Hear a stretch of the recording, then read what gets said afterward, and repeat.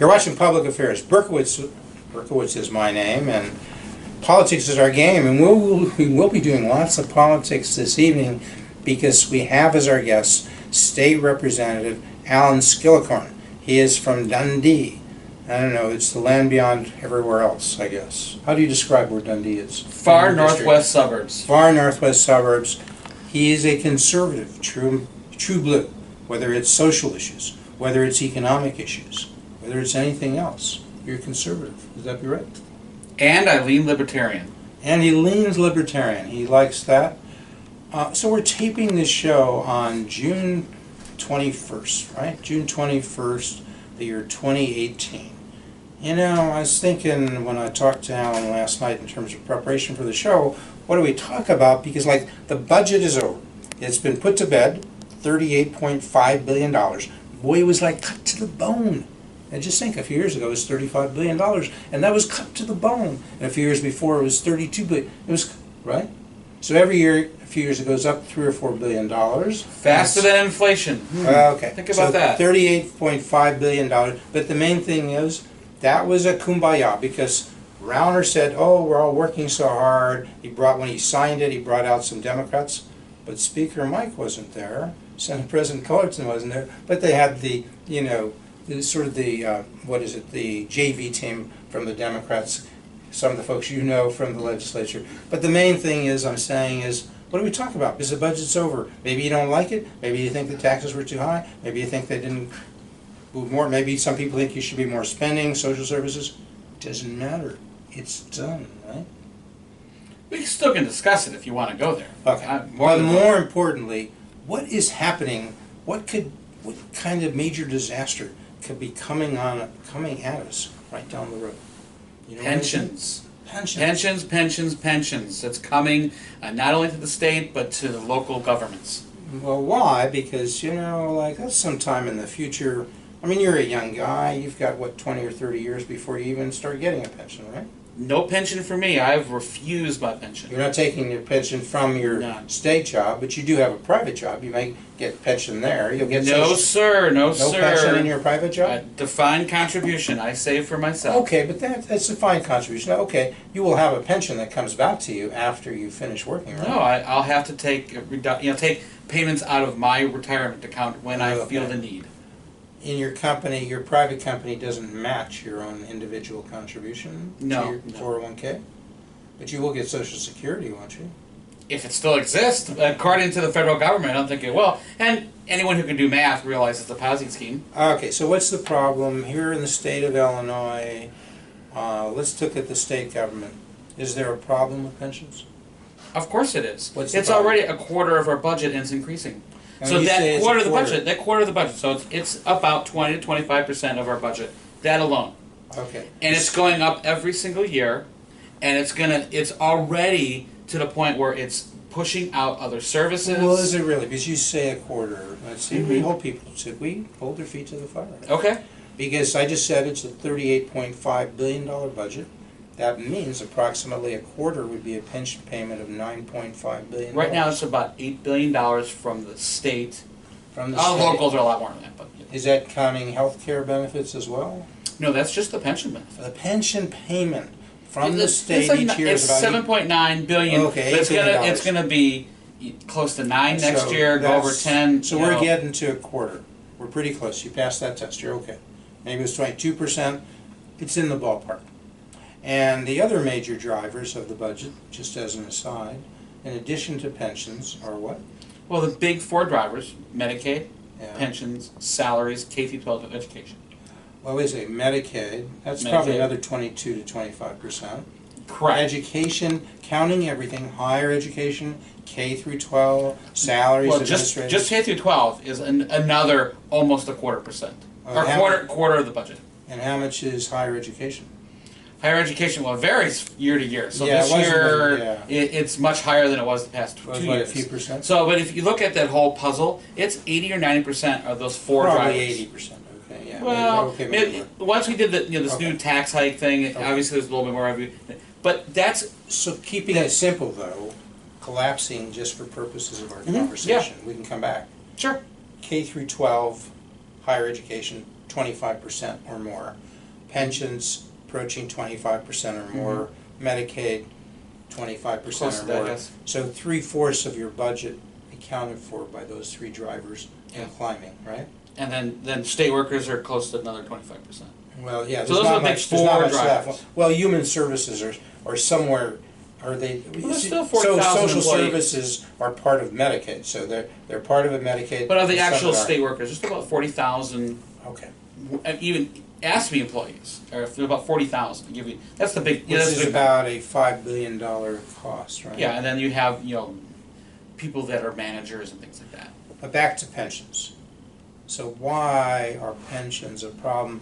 What's the big deal about having to pay $9 billion a year to pensions? Why is that Well, that's $9 billion that doesn't go to services. It's $9 billion that doesn't go to roads. It's $9 billion that could be working in the economy, could be in people's pockets instead of going to the state. Is there some way of people getting their arms around how much have incomes gone up, and how much have pensions gone up? Say over the last Absolutely. 30 years? So in the last 10 years, if you look at inflation, it is about doubled. Salaries are basically right at about inflation, actually a little bit low. So it's 111% in the past 10 years. If you look at the pensions, it outpaces that. So the contributions have gone up 6-7 times that, but then the benefits have gone up 10 times that. Right. So Ted Dabrowski, who's been here as a guest, previously with Illinois Policy Institute, now president of wirepoints.com. So plug there. You can find him and his stuff at wirepoints.com. I guess he's president of wirepoints.inc. He has said over the last 30 years, and people should test this, BGA should go out there. They're want to do, what is it, PolitiFact? They fact check a lot of stuff, but it's usually, well, I'm sure they'll do a good job. My good friends Andy Shaw and David Greising. Didn't Shaw leave? I thought he was leaving. Andy Shaw left BGA. to day-to-day operations, but he's still there as, I think, chairman emeritus. Okay. And David Greising is CEO, chairman without the emeritus. But the number I was going to throw out, which Dabrowski throws out, is over the last 30 years, pension benefits have gone up about 1,000%. Incomes have gone up about 100%. So kind of like what you said. So a 10 times higher increase in benefits for pensions, state employee pensions, and probably similar for city, fire, and police, so city and village pensions. 10 times higher for benefits than for income. So the income is what people have available to pay pensions, and there are other costs. Yeah, and we can talk, the actual taxpayers have contributed a lot more than it used to, but their salaries haven't grown in comparison. But the pension benefits have grown, the pension payment obligation has grown, and the pension debt has grown. Okay, so the trick there in terms of solution would be to, if you're negotiating on behalf of the state, say with ASME, the federal, state, and county and municipal employees, the union negotiates separately with the state, separately with the cities, and so forth. But if you're negotiating with public sector employees, and you're the government, city and village government, or you're the state of Illinois, what do you try to do? Well, it's a little bit different because it's not always pension related, but you're a state rep, so let's take, what is the state doing, what have they been doing for the last 20 years when they did negotiations, any different under Rauner? Give us an overview in a minute or two. Of the negotiations with the public sector? Yeah. Well, for the past 3.5 years, yeah. It seems to be stalled, even though it was stalled with Quinn, too. He had some problems, right. Let's be honest, it was stalled under Quinn, too. Stalled meaning what? Well, there hasn't been a new contract in multiple years now. Why? Because they can't. Because they can't agree. What's the problem? I know the governor has said that there's an impasse. He's asked the Labor Relations Board to go to court, so there's an impasse. The ASME has said, oh no, there's no impasse. Okay, but what is it the governor's trying to do? It's not a complex question. Yeah. Very basic. The governor's trying to hold line salaries, but he's also trying to pass healthcare costs, or more healthcare costs, onto the employees. And can he do anything to reduce benefits, pension benefits? Currently, as the courts have ruled, no.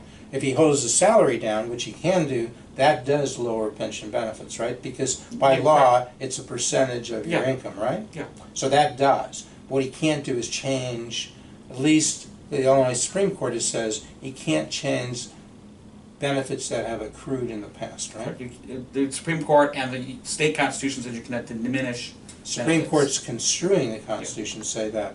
But Alan, let's get right to the point, because we're going to run out of time here.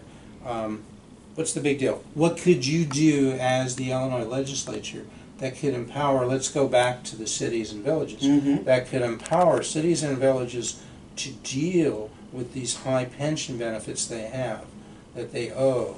What could you do to empower them? So as someone who used to be in local government, and when I was there and had knowing mayors across the state, they always asked for helping getting rid of these unfunded mandates. And some of them are like prevailing wage and stuff, but some of them are like collective bargaining reform.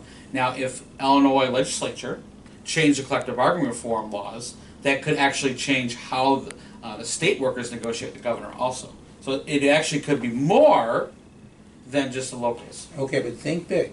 Think big. You have all these pension benefits there that have already accrued, and they're coming due now. They're coming due next year and next year. And if you're a company and you're insolvent, your liabilities, a private company, exceed your assets. Your expenses year by year exceed your revenue. How do we describe that company? That company would be insolvent and would want to file bankruptcy. Right.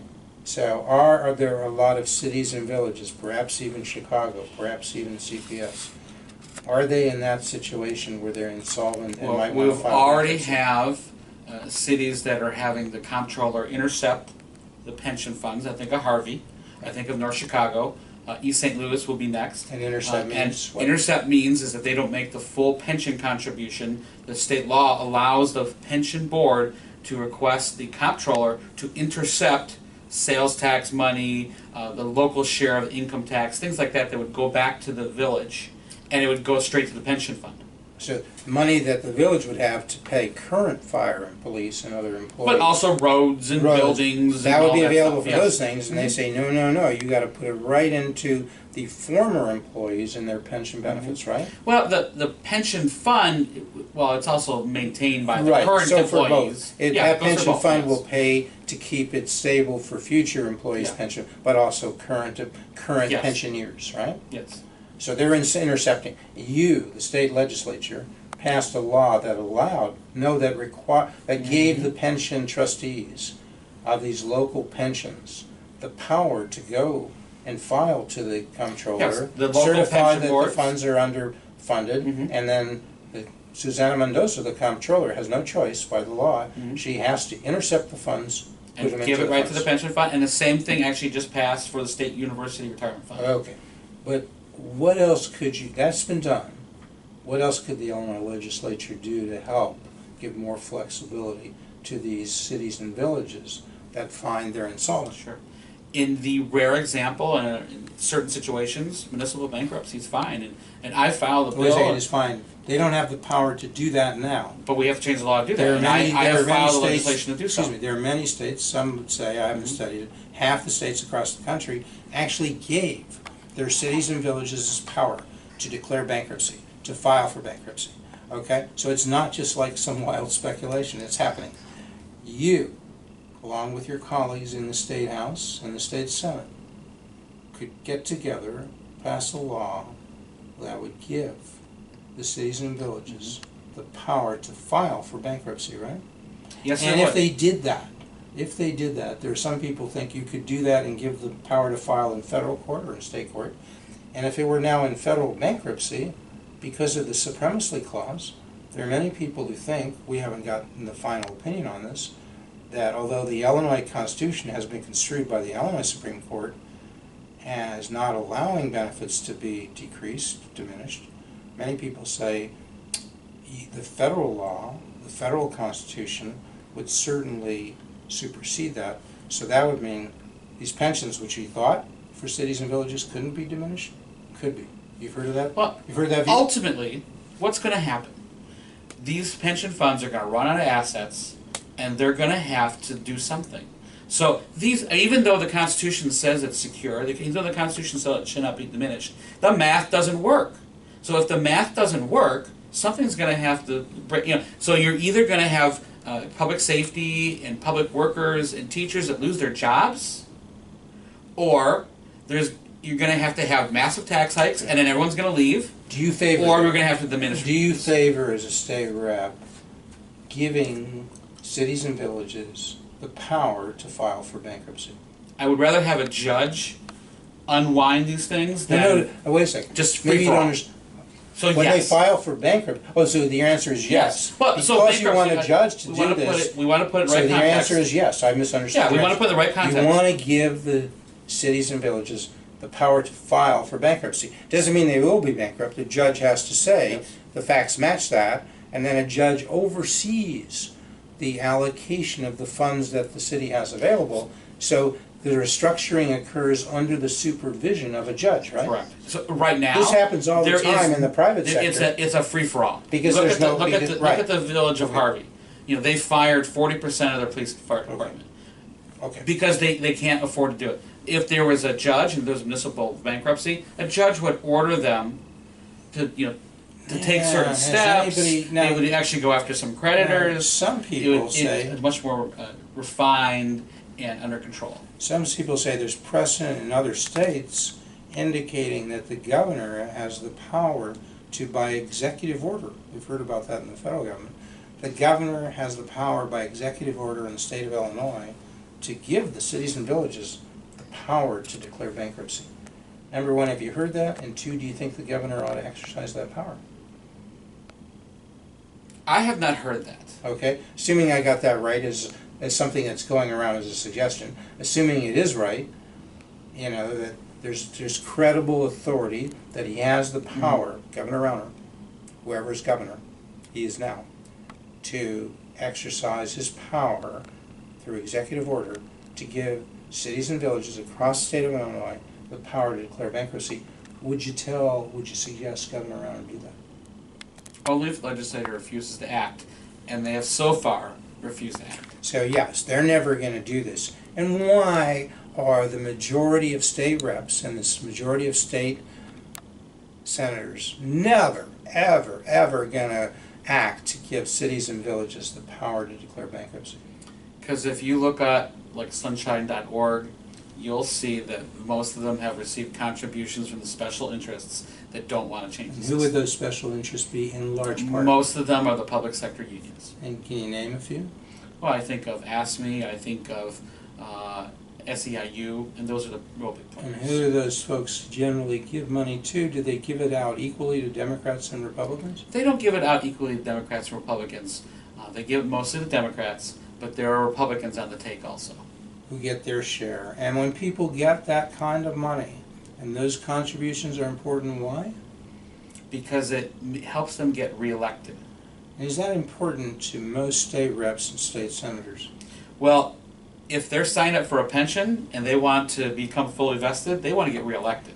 Would you say that's the most important thing for most state reps and state senators in the state of Illinois, that they get reelected? I think so. And Would that be true for Alan Skillicorn?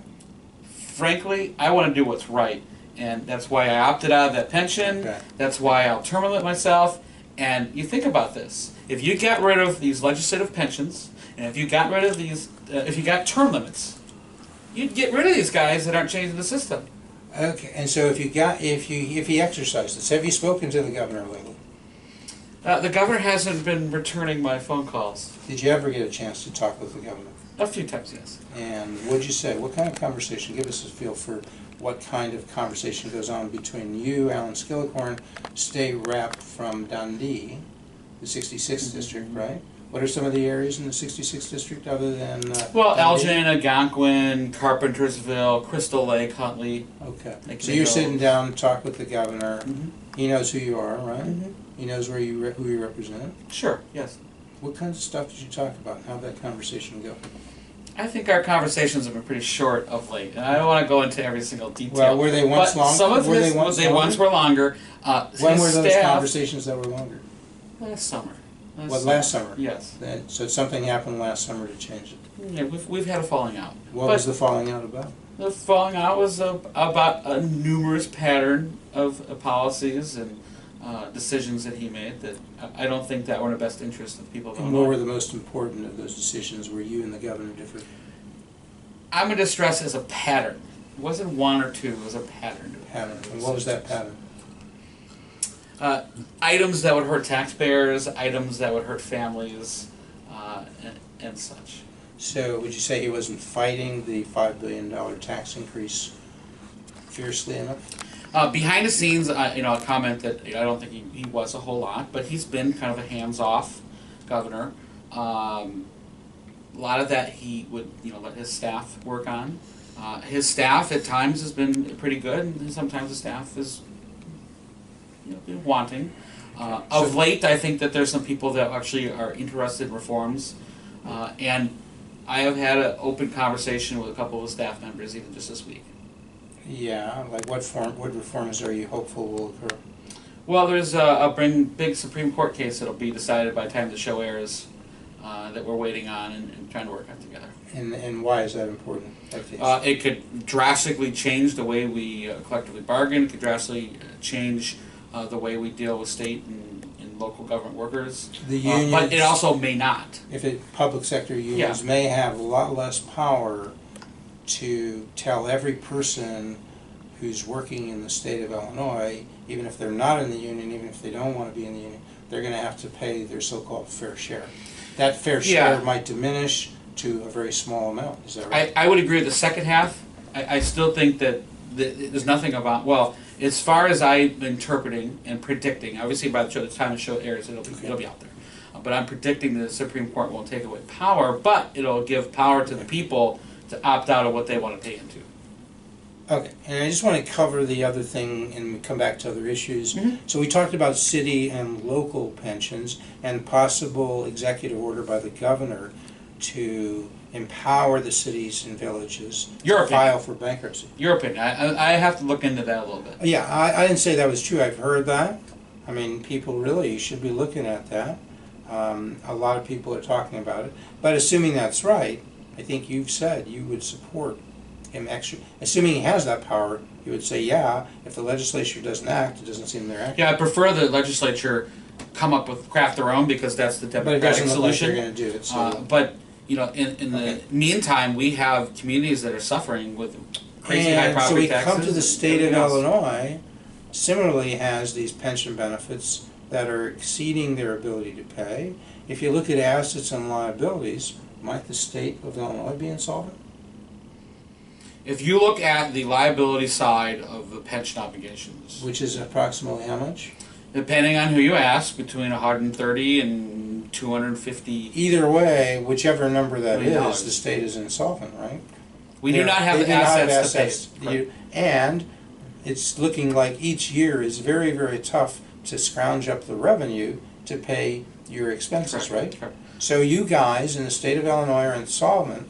Wouldn't you like the power to declare bankruptcy? I don't know if that's an option. I don't know if that's an option for the state of Illinois or not. It's not. But the federal government could give the state. But there's also a criteria that would be set by the court, and I'm not sure we met that criteria yet. But we're probably coming pretty close with liabilities of $250 billion, don't you think?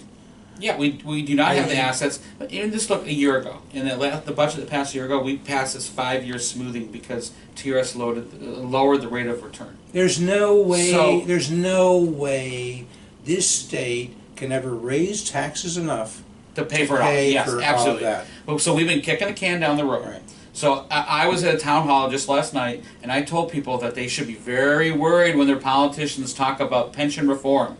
Because what I think pension reform is to most politicians is kick the can a little bit farther down the road. And what happens when you kick the can down the road? Costs go up. It costs money to borrow all this extra money.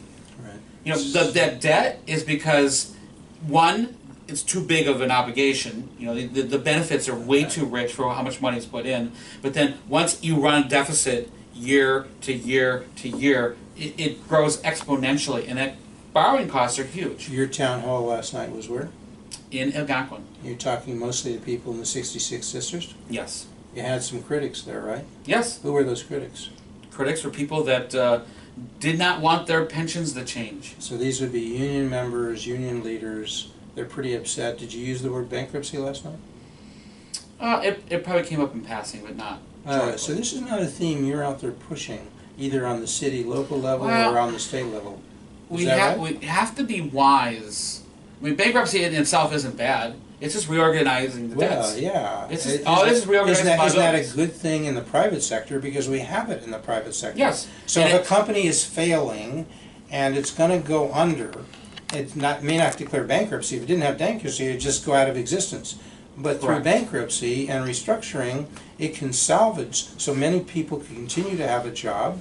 Many of the creditors can continue to get Correct. some, if not all, of their money. So isn't it therefore a good option, not always to exercise, but it's good to have that as In something certain to situations, consider. it's a good option. Yes. And it will bring people to even the table. publicly. So look at Detroit, and also look at Stockton, Right. California. Okay. Stockton, California has really good bond ratings now, but just a few years ago, they had to go through a restructure. They had to go through bankruptcy. Okay, so to finish off the program, because you are a Republican, and we have an election coming up for governor, when it's June 21st, so what are we, 5 months or so Yeah. away from the election. J.B. Pritzker, Governor Rauner, that looks like the choice. Libertarian possibly, but Libertarian's not going to win.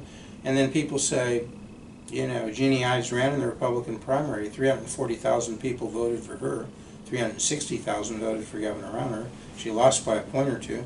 So I ask you, Alan Skillicorn, how many of those 340,000 Jeannie Ives votes in the Republican primary will turn around and vote for Governor Rauner? What So percentage? Governor Rauner, Percentage? Ballpark. it depends. It's too early. I know, but just give me your best guess. Best guess today or best Yeah. guess in November? Best guess as of today. What do you think? the As vote will of be? June 21st, Yeah, before the what show per- airs. what- So I would say best guess today is 55% of those 341,000. That can change though. 55% vote for of Rauner. that 341,000. Vote for Rauner. So he gets a little bit more than half. Is that what you're saying? Yeah. So he loses because similarly, there are a bunch of people who didn't vote in the primary have similar ideas. They also wouldn't vote for him. So wouldn't that the case if the governor can't get his base, like up to the 85, 90%, 95%, he can't win now. Well, there is an opportunity to grow that. So I would say on And June what- 21st, Tell him today. What can he do to grow that number? he has to reach out to the conservative base. He has to give them something that they want. They're going to give them policies. Here's a great step. He If he only wants, got a if he minute. wants that He base only back, got a minute, so be 1 specific. minute, he would advocate to take the Medicaid pieces that are not federally reimbursed. So the Medicaid bills that we have to pay 100% for, i.e. taxpayer funding of abortion and a few things like that. Yeah. The federal government does not match those funds. Those are 100% out of our assets. That's item one. And what else? Well, if he would rescind that, Yeah. or help rescind that, or promise to Yeah. rescind that, it would get a lot of those people back. And he just needs to also acknowledge that the state is not all North Shore. Okay. That would bring quite a those people We're back. at a time, you come back next week and every week, not to see people like Berkowitz, he's nothing, but to see people like 66 District State Representative Alan Skillicorn, perhaps the last true blue conservative in the State House, possibly. Come on back, see Alan another time, Public Affairs.